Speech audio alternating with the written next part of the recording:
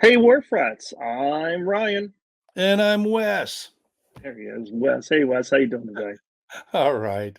Good, and welcome to Rat Chat. We have some really exciting things today on Rat Chat, including an interview with a very talented graphic designer and artist, the one who's working on a Forlorn Hope, our first game, Tawa Abiwa.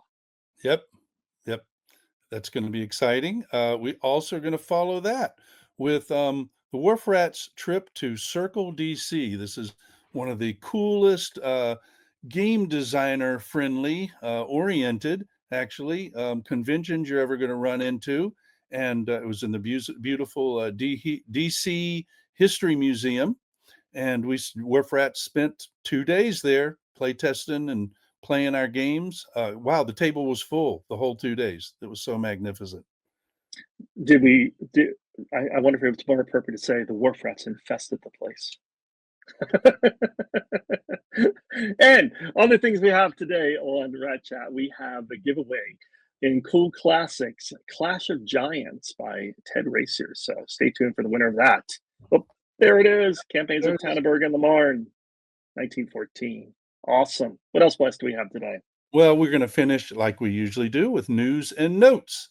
And today, you better watch the whole show because we're going to show you the cover of A Forlorn Hope coming at Ooh, the end.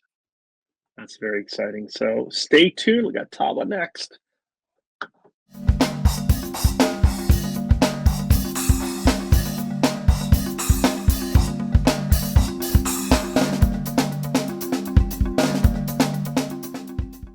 Hey, we're frats. Hey, we're back again today with a special interview. We have the very talented graphic designer and artist Tawa Abiwa with us today. So let's all say hello to Tawa. Hey, And Tawa. Tawa, oh hey Tawa, and Tawa is going to be is working with us on a Forlorn Hope, our first game. We're very excited about, and we thought it'd be a good opportunity here on Rat Chat to get to know Tawa a bit more. So right over to Wes. I know you have the first question ready and waiting for us today for Tawa. Yes, welcome here, Tawa. This is the first time I've actually met you, although I know Ryan has previously, and y'all can talk about Yes. that at some point. But wow, tell me more about your background within art and what got you going with art. What made you passionate about it, and how did it lead towards games? That's a lot, but a little bit of Yeah, so I've always had like a creative passion. I was always the kid like doodling in class, using that as like my focus method, I suppose. But really, I suppose it was started being more like career oriented in high school, um, going on to take like AP studio art and deciding to concentrate on graphic design for my major in college. During my senior year, I was at the tech center Mhm. most of the time, working in the print production program. And that kind of focused my art towards, I guess, using symbols and like, I guess, really into iconography. And that transitioned into a love of like shape language in my illustration, which, um, you know, really eased me into character design. I just love how you can like imbue a character with like certain emotions based off their silhouette and whatnot. So uh, I just believe that it was really just one thing transitioning into another from my high school education into my undergrad degree. Um, from there, just evolving more of that interest in iconography into and using that in my graphic design courses for icon systems and eventually for my senior year of undergrad. Um, Sorry, I just feel like I'm rambling a little. No. Maybe I It's can start wonderful. from maybe I oh, can you ought start to from hear. You try the asking me a beginning. question. You want to hear ramble? Um, No, I Sorry, yeah, no, maybe I I should thought that was just very start interesting. from the Yeah, beginning. yeah. But yeah, I guess in high school, going from print production in my senior year, I developed like a love of shapes and symbols and icons, and that really lended itself to me choosing graphic design as my concentration in undergrad. Um, and in my illustration practice, that really showed up in as a love of shape language in my character design. So uh, it's really just about me exploring a certain interest, like from one, like for me, there's not really a boundary between graphic design and art. I just feel like it's a different goal of communication, and the canvas changes essentially. So a lot of the motifs I use in my illustrations also show up in my graphic designs. Um, and yeah, it's just, for me, it's just like one network of things, really. That's You cool. said you said a lot of really interesting things, but Yeah. just to be a little bit transparent here, I did teach Tawa. Yeah. I was I taught at the same school that where she went. I actually did teach Tawa in graphic communications before she went over to the print production over at the tech center. So I got to meet her and get to see a lot of the artwork she was capable of, as well as the graphic design. She even created a small little card game as part of that course, and it was part of that it was maybe around the same time that I was thinking or getting into games or thinking about games, and I just kept Tawa in my head because I thought at some point I want to contact Tawa when she's more experienced and has gone through college and has a lot of good experience with graphic design and art, and then uh, possibly hire her to do some artwork. And I've been fortunate enough to be able to do so, both for the struggle for um, Zorn, the Red Blight, where Tabo did some of the monsters and that, and now for this new game, A Forlorn Hope. So it's been very, very exciting. And you said some really interesting things that I haven't heard a lot of artists say.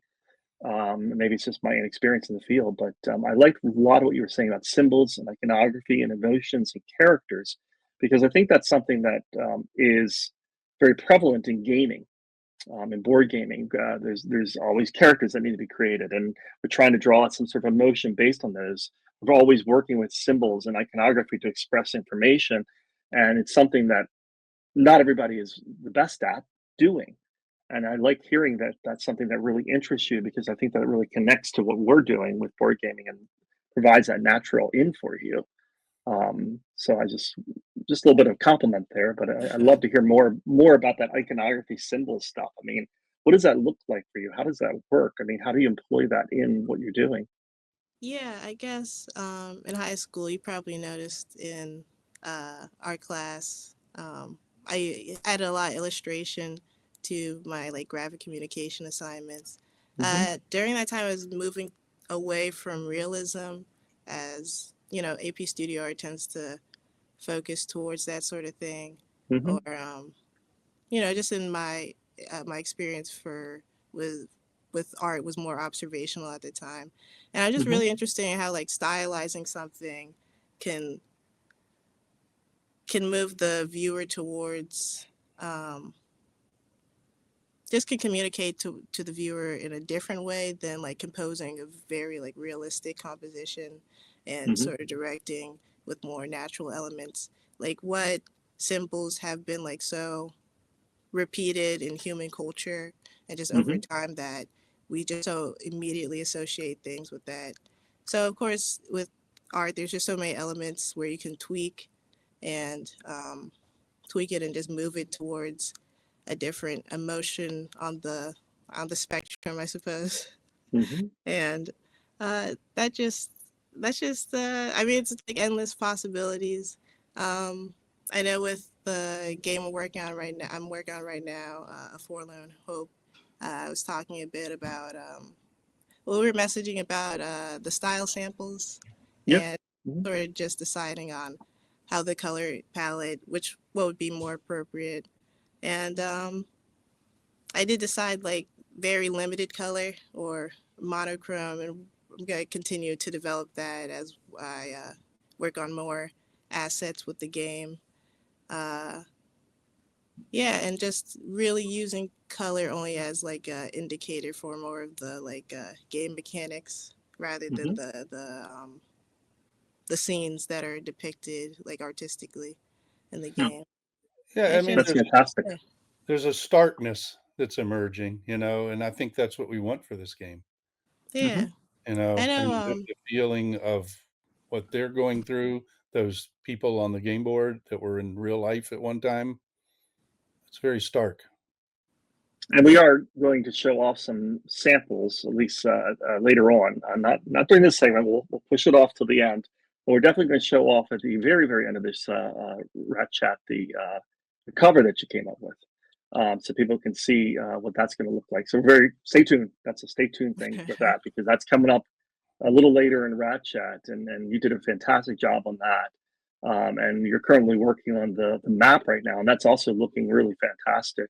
Taking what could be a very uninteresting, abstract kind of idea, but you're really putting some full realization into that with the construction of what the no man's land is going to look like, what the trenches are going to look like, and give a feel for when the people are playing the game as if they're actually coming out of the trenches and you know going across no man's land and trying to take the other trench. And you're doing a really phenomenal job of that. And eventually, we'll show off some of that. We might keep that for right now under the table for later on. Another Rat Chat will show that off, but we'll definitely show off the cover tonight.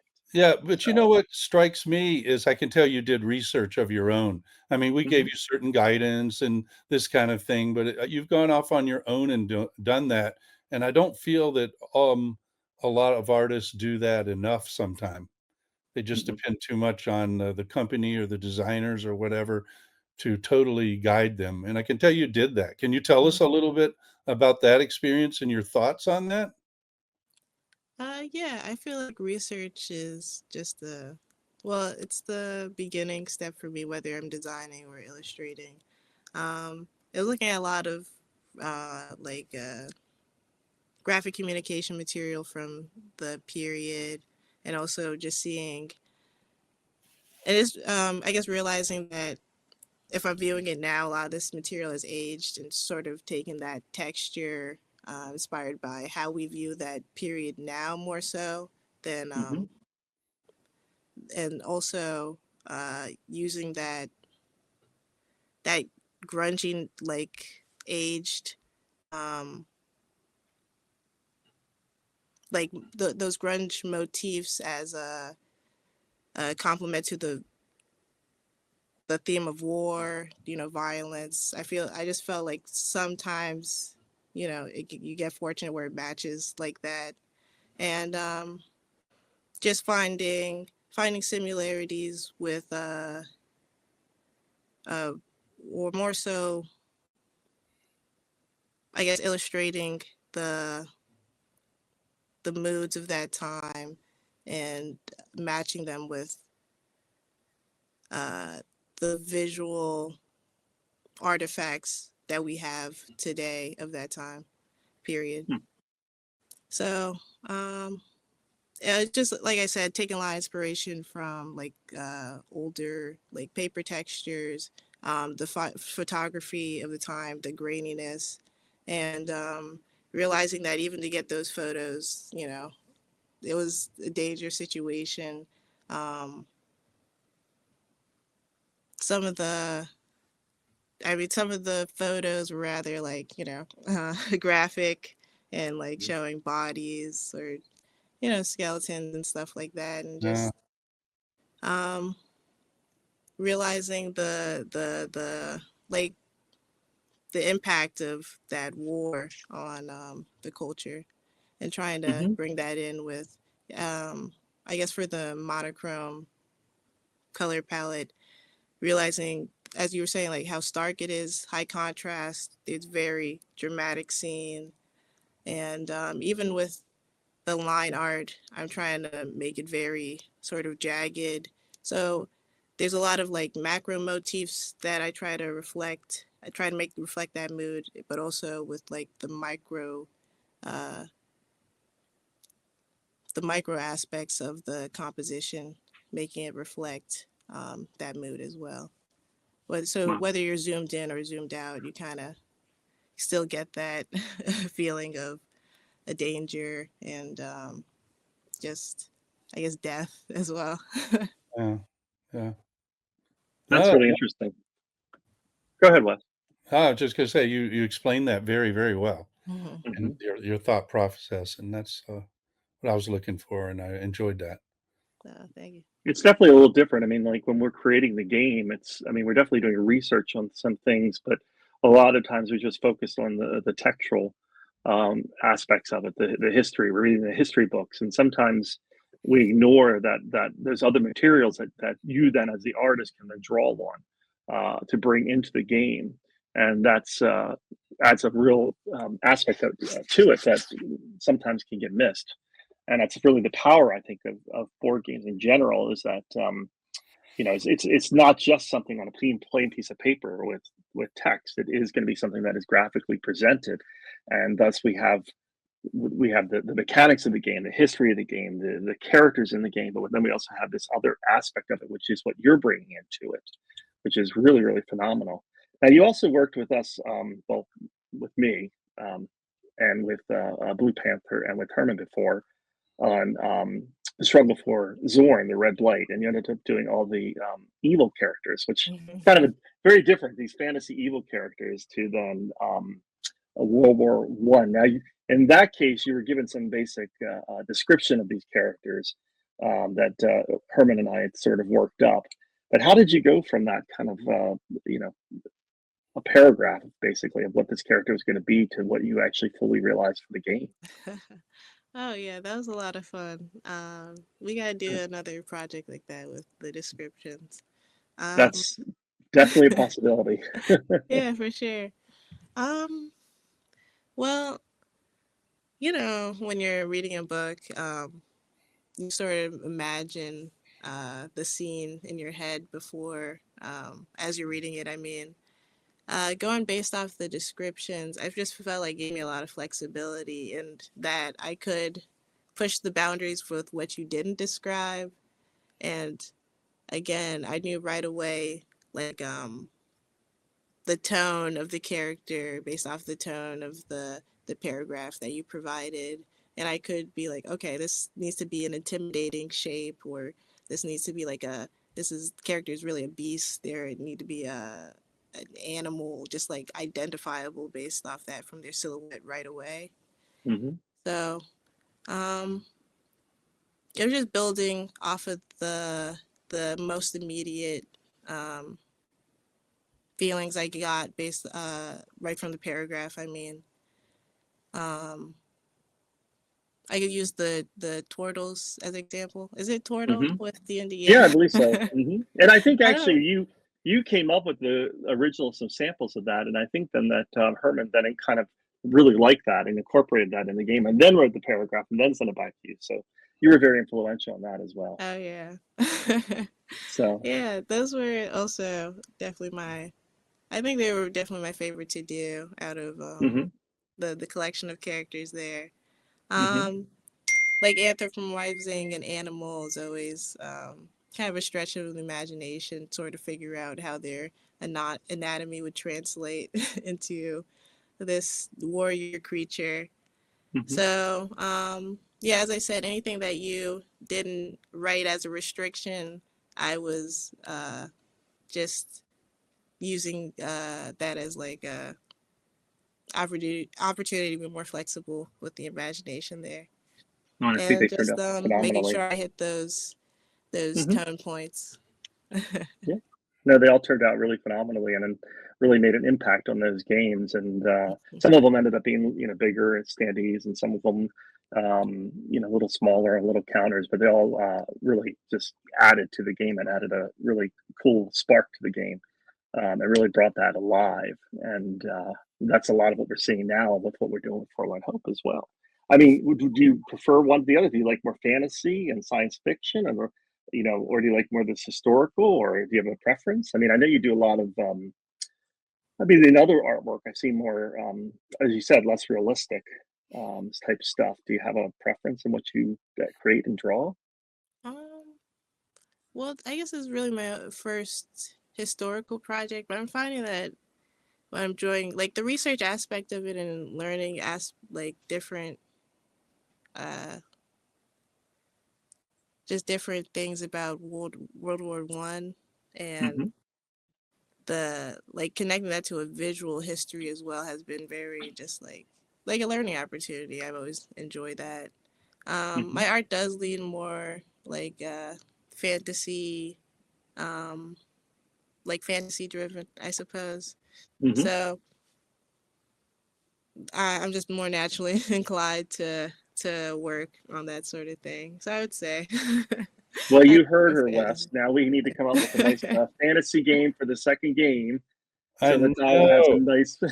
And alien designs are always a lot of Oh, fun. science fiction works too. Okay, Okay. Science we can do fiction a would science be fiction really game. fun. There we go. We've been given our direction and charge. Okay. How about World War II science fiction on the moon, aliens Oh, on the moon whoa. with fantasy dwarves or No, something? that All would right. be awesome. Yeah. Everybody's Wes, laughing. We'll come up with that next. So, if you give me the direction, I probably will. You throw out these ideas. I'm like, oh, I mean, yep, so time. somebody came up with an idea at that convention we went to recently, Wes. Remember they said, you need to do a game on wharf rats themselves. And I went, Exactly. oh, you're right, I do. So now I'm in the process of coming up with this game about wharf rats themselves on the Baltimore wharf trying to steal food goods and stuff from the ships and the warehouses. So that'll be the fourth or fifth game. That'll be 2030. Mhm. Looking forward to it. Yeah, that sounded fun. I mean, the guy made a very good argument for it, so I couldn't turn it down. I added it to my list of things to do, which is very long. Yes. Wes Every Wes day. is longer. Oh, I don't know Oh, about that, yes. but it is interesting this time we live in that Mhm. anything is fair game for a game, Sure. you know? And I don't think it's always been quite that situation. And different types of games are merging more and more, and more younger people are getting involved. And it's sort of an exciting time. It's hard to exactly guess where it's going to go in the next year, two, three, as far as tastes. But it's very interesting what can be done now. And if you come up with a crazy idea, it's the same. Hmm. I've always had this weird feeling. My wife teases me, and rightfully so, about musicals because I do music for a living, but I am not really a fan of musicals. Oh. Whenever they start getting good into the story, somebody has to break out into a song. That drives me crazy. Okay, now I'll probably get lots of hate mail for I that. think Tawa. I think Tawa I'd likes like musicals. musical. Yeah, she's smiling. She's like Yeah, thinking, but like, "What are you listen to talking this. about?"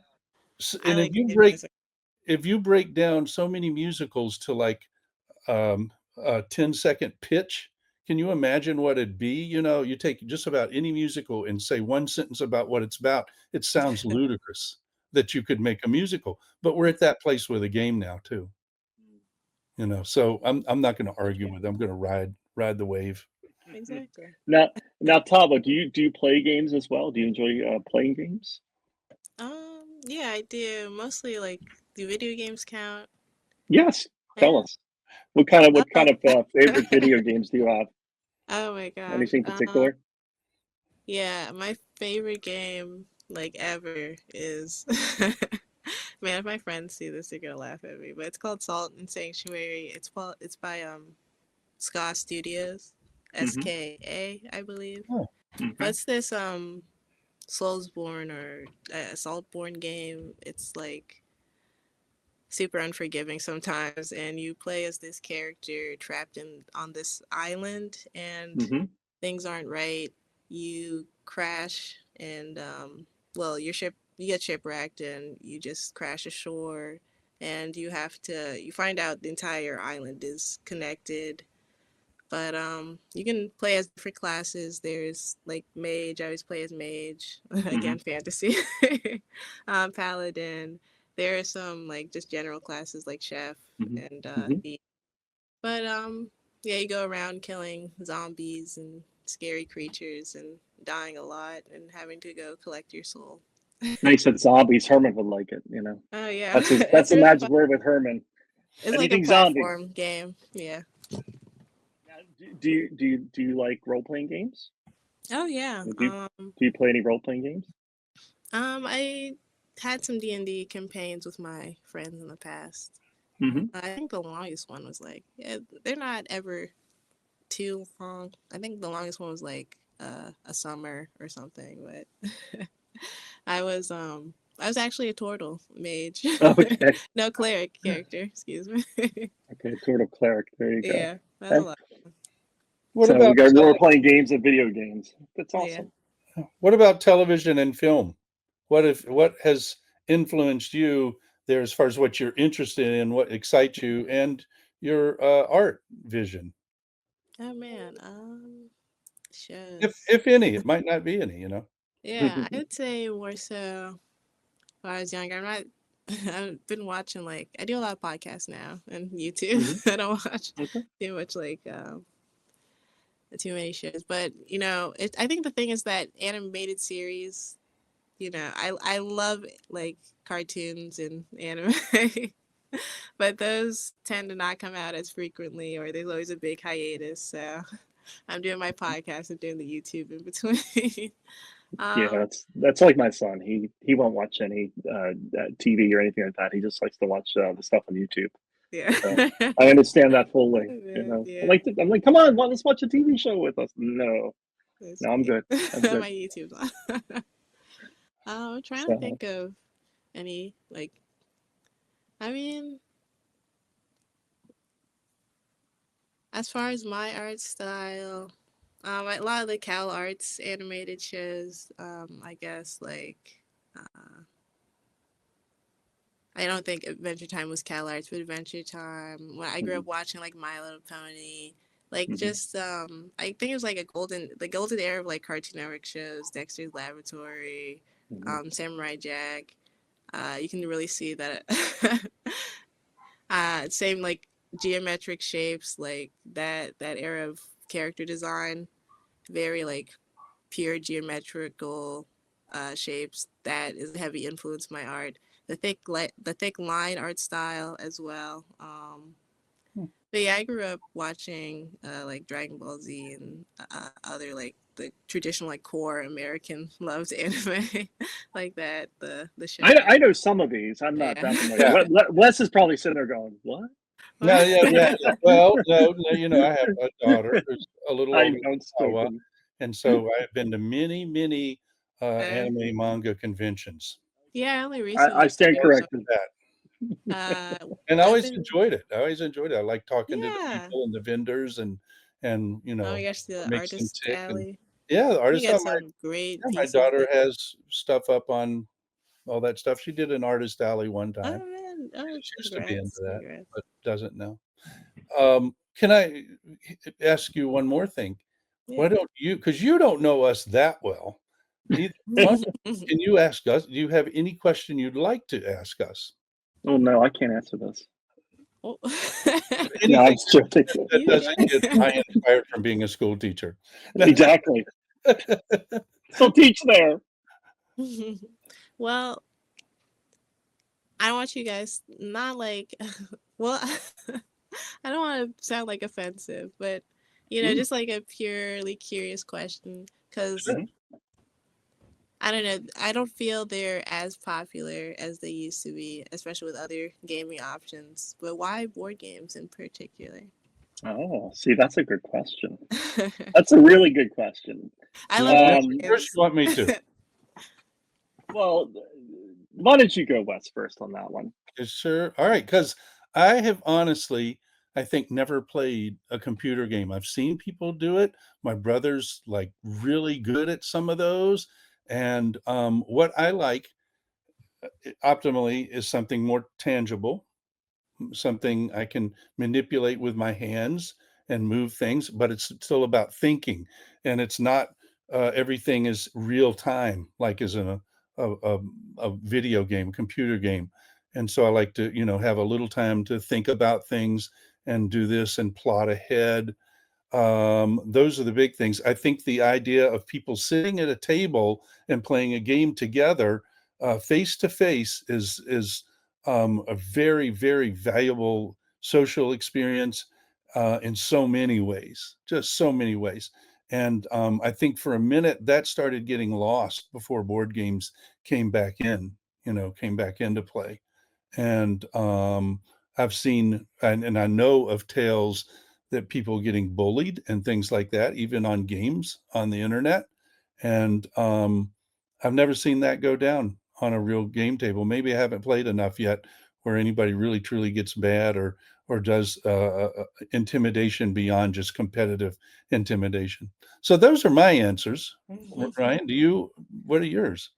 Well, first of all, I thought it was interesting that you said you like to sit back and think and you don't love real time. Says the man who's working on basically a real I time know. ball game. But we won't get into that. Yeah, I was hoping you were ball going to game. say that contradiction, but yes, that's there too. But that's my nod towards video games, perhaps. Okay, all right. I did play video games. I played a lot of computer games growing up, definitely. But at the same time, played a lot of board games. I grew up playing board games. I played a lot of role playing games. I played well, up to a certain point, a lot of board games, a lot of war games, and various other games. And then I had a break, as you know. I think I've told this story before. I eventually got back into it, and I think like you, Tawa, I thought board games. Who the heck is playing board games? And in fact, I was invited to a board game convention up in Lancaster it's called the WBC, or the World Board Gaming. I always forget, is it championship or convention, Wes? The championship. Yeah. Mhm. And my wife and I went up to Lancaster, and we saw the big sign, World Board Gaming Championship, welcome. And we drove in, and there was no cars in the parking lot. And we thought, this makes sense. It's going to be my friend and my other friend and like 5 other people there playing these games. And so we walk into the hotel and we say, "Oh, can you direct us to the World Board Gaming Championship?" And they said, "Oh no, that's across the street, not here." And we're like, "Okay." So we drove across the street, and it was packed. The parking lot was packed. We had to park way, way, way away. We go in, and there's thousands of people. So it actually has just taken off over the past, well, I don't know, I guess since the 90s and then on. And it's very, very, very popular now. It's going to potentially take a little bit of a hit.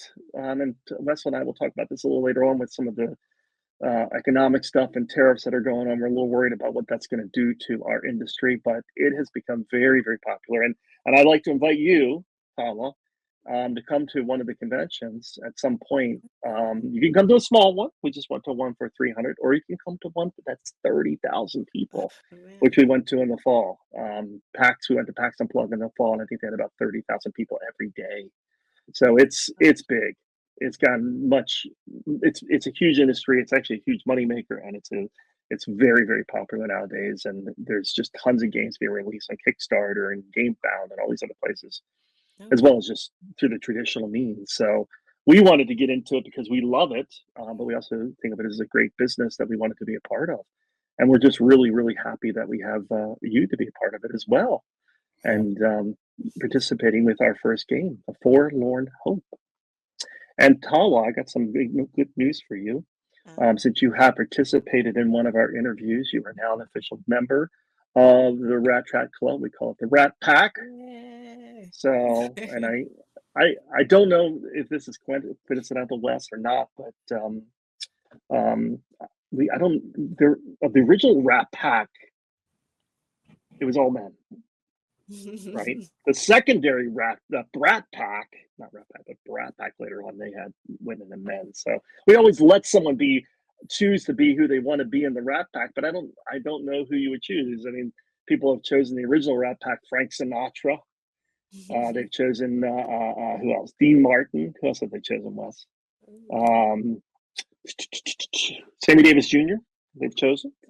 Any particular favorites there, or we can go into the newer Brat Pack, and then that gets into the young '80s stars, all those Judd Nelsons and who else was in that? Emilio Estevez, and I cannot remember all those actors. But how about Tava? If you want one a choice, you can just be yourself. Oh, yeah. Either that or You, Dean Martin is nice. you like Dean Martin? Okay. Yeah, I like Dean Okay. Martin. Oh, okay. So you There actually we go. agree. Oh, I thought you would. I thought you would. Yeah. So that's really, really cool. Well, we want to thank you for being here, Tala. It's been really wonderful. Thank And you. Thank we're you. really, really excited to see more of what you're going to come up with this game, and really excited for your future within this particular field of board games, because I think you have a bright future in it.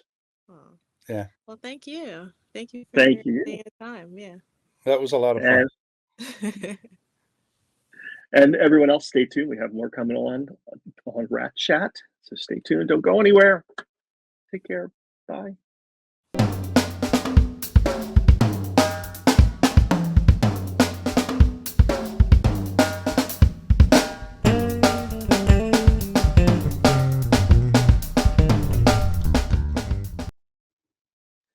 And hello, everyone, again. And welcome to Cool Classics, where we're constantly, every month, giving away some fantastic games. And this month, we have Clash of Giants, Campaigns of Tannenberg and the Marne, 1914, by GMT Games. Two different battles in this one, both the Tannenberg and the Marne. So that's very, very exciting.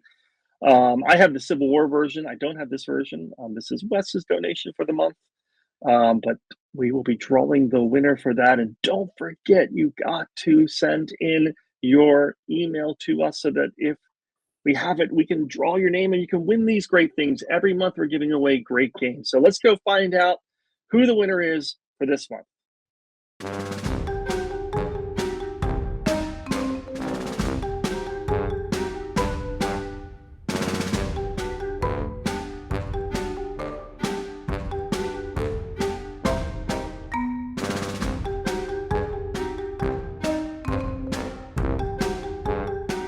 And congratulations to our winner. Don't forget, get your email in order to qualify. And next month, May, we have another game coming up, this time by Decision Games. It's another World War I game. And here it is.